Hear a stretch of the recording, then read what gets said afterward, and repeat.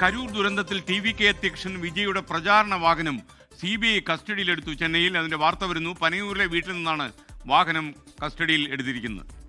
മനീഷ് മൂർത്തി ചെന്നൈയിൽ നിന്ന് ചേരുന്നു.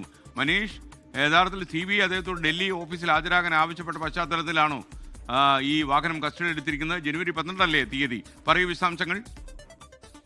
SKN ജനുവരി 12 ഡൽഹിയിൽ ഹാജരാവണം, ഡൽഹിയിലെ CBI ഓഫീസിൽ ഹാജരാവണം എന്നുള്ളതാണ് എന്ന രീതിയിലാണ് സമൻസ് വിജയ്ക്ക് നൽകിയിരിക്കുന്നത്. അതിന് തൊട്ടു പിന്നാലെ അല്ലെങ്കിൽ കൂടുതൽ നടപടികളിലേക്ക് CBI കടന്നിരിക്കുന്നു എന്ന് തന്നെ വേണം നമുക്ക് മനസ്സിലാക്കാൻ. കാരണം ഇത്രയും കാലങ്ങൾ മുൻപ് ഈ CBI അന്വേഷണം തുടങ്ങിയതിന് ശേഷം തന്നെ മുൻപ് ഈ വാഹനം നേരത്തെ പരിശോധന നടത്തിയിരുന്നു. പക്ഷെ അതിപ്പോൾ കസ്റ്റഡിയിൽ എടുക്കുന്ന ഒരു നിലയിലേക്ക് കാര്യങ്ങൾ എത്തിയിരിക്കുന്നു എന്നുള്ളത് പനയൂരിലെ, അതായത് ചെന്നൈ ECR റൂട്ടിലുള്ള പനയൂരിലെ വീട്ടിലായിരുന്നു ഈ വാഹനം ഉണ്ടായിരുന്നത്.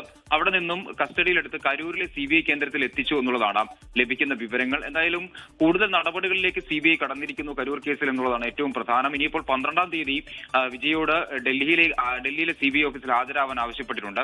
അത് നേരിട്ട് ഹാജരാകുമോ അല്ലെങ്കിൽ അഭിഭാഷകൻ മുഖേന സമയം ആവശ്യപ്പെടുമോ തുടങ്ങിയ കാര്യങ്ങളിലൊന്നും തന്നെ ടി.വിക്ക് ഇതുവരെ വ്യക്തമായൊരു മറുപടി നൽകിയിട്ടില്ല.